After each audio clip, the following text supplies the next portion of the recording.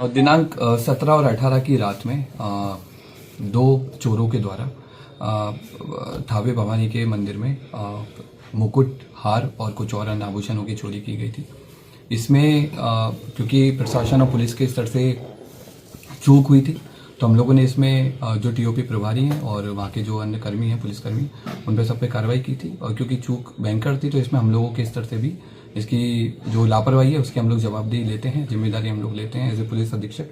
हम लोगों ने इसमें, क्योंकि घटना काफ़ी संवेदनशील थी, तो हम लोगों ने कई सारी एसआईटी बनाई गई थी और लगभग 12 के आसपास टीम्स अलग अलग बिंदुओं पे काम कर रही थी। कुछ स्थानीय लोगों पे, कुछ दूसरे जिलों के, दूसरे राज्यों के क्रिमिनल्स पे भी काम किया जा रहा था।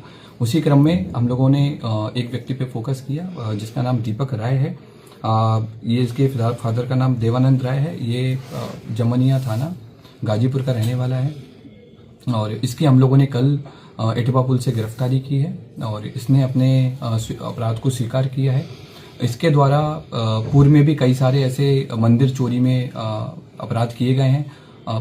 इसी साल मार्च 2025 में इसके द्वारा महू जिले के कोतवाली थाने में शीतला माता मंदिर में चोरी की घटना कारित की थी, जिसमें जेल गया था और 13 नवंबर को जेल से छूटा है। जेल से छूटने के बाद में फिर इसने थावे मंदिर और पुणे के एक बड़े मंदिर की रेकी करना स्टार्ट किया। वहाँ के सोने मुकुट के बारे में इसने गूगल पे और यूट्यूब पे अच्छे से सर्च किया और 10 और 11 की रात में थावे मंदिर में आकर प्रॉपर रेकी की और जिस तरह से घटना कारित की गई है उसी तरह से इसके द्वारा रेकी किया गया। मंदिर के पीछे जो अंडर कंस्ट्रक्शन बिल्डिंग है उसमें चढ़ करके इसने देखा कि कैसे आना है, कैसे जाना है और किस तरह से पूरा प्लान करना है। ये उसने उस दिन पूरा स्ट्रेटेजी बनाई और 17 तारीख की शाम को 5 बजे अपने घर से चलकर यहाँ पर थावे मंदिर में 11:45 के आसपास जिस तरह से रेकी की गई थी उसी तरह से इसके द्वारा घटना को कारित किया गया। कारित करने के बाद गांव के रास्ते से होकर पैठान पट्टी होकर के इसके द्वारा वापस अपने घर पे गया और अपने आभूषण को, जो अपना दूसरा साथी है, उसको इसने हैंड ओवर कर दिया ताकि पुलिस अगर इसको पकड़े तो आभूषण नहीं मिले। कितने लोगों ने मिलकर सर चोरी की घटना अभी तक की जो हमारा अनुसंधान हुआ है और इससे पूछताछ में अभी तक हम लोग 2 लोगों पे काम किए हैं और 2 लोगों की संलिप्तता पूर्णतः पाई गई है। इसमें दोनों लोग आइडेंटिफाई हो गए हैं। एक व्यक्ति दीपक राय की गिरफ्तारी हुई है। उसके पास से हमको घटना में जो उस दिन घटना हुई थी उस वाला कटर हमने बरामद किया है, जो कपड़े पहने हुए थे वो बरामद किए हैं। फोन बरामद किया है जिसमें उसके द्वारा थावे मंदिर के बारे में सर्च किया गया है और घटना कारित होने के बाद में भी उसने सोने की डिटेल PI 916 के बारे में पूरा उसने पढ़ा है।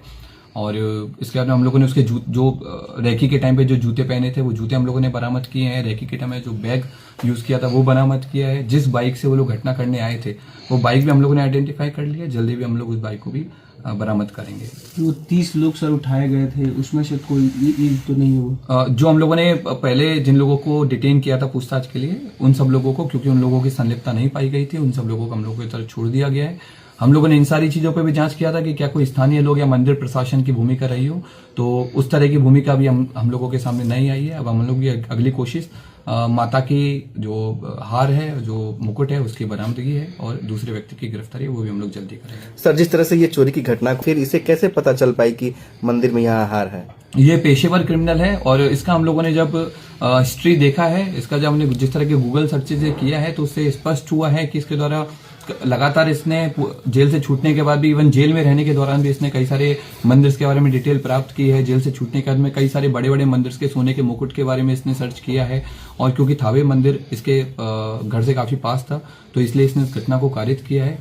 इसने कई सारी जो क्राइम थ्रिलर है, जैसे जो बिहार बेस्ड एक मूवी बनी है उस पे भी इसने सर्च किया, उसके बारे में पढ़ा कि कैसे पुलिस अनुसंधान करती है, कैसे पुलिस अपराधी तक पहुंचती है, कांड का उद्भेदन करती है, ताकि उन सारे तरीकों से बच करके इसके द्वारा उन सारे तरीकों को यूज करके पकड़े जाने से बचा जा सके। क्या उस दिन मोबाइल भी लेकर पहुंचा था? नहीं, उस दिन ये मोबाइल नहीं लेके आया था। इवन जिस दिन रेकी करने आया था उस दिन भी इसने इंश्योर किया था कि इसका कोई भी डिजिटल फुटप्रिंट थावे या फिर गोपालगंज में नहीं रहे, ताकि अगर पुलिस कल को अनुसंधान करे या फिर कोर्ट में आगे ट्रायल हो तो इसको ऊपर कोई ऐसा प्रूफ नहीं मिले कि ये यहाँ पर मौजूद। कितने केसेस में सर ये वांछित रहा है? अभी तक के रिकॉर्ड के हिसाब से हमको इसके ऊपर 5 केसेस मिले हैं, जिनमें बनारस में इसने बाइक चोरी की है, महू में इसने मंदिर चोरी की है और भी हमें लोकल सोर्सेज से पता लगा है कि पूर्व में भी कई सारे मंदिरों में चोरी कर चुका है, लेकिन वो अभी तक उद्भेदन नहीं हो पाए थे, इसलिए इसका नाम नहीं आया है।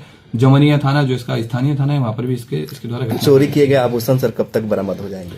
हम लोगों की जो टीम्स हैं अलग अलग जगह पर रेकी कर रही हैं आभूषण को लेकर के, और अनुमंडल पुलिस पदाधिकारी सदर के नेतृत्व में टीम और कई सारे इंस्पेक्टर्स के साथ मिलकर के टीम कैंप की हुई है जिले के बाहर, और हम लोग की पूरी कोशिश है कि जितना जल्दी हो सके हम लोग आभूषण की बरामद की। तो क्या ये कोई संगठित गिरोह काम करता है या फिर ऐसे ही अपने से खुद ये खुद अपने आप में एक संगठित गिरोह चलाता है, अलग अलग घटना के लिए अलग अलग लोगों को कन्विंस करता है जिनको पैसे की जरूरत रहती है और घटना को कारित करवाता है।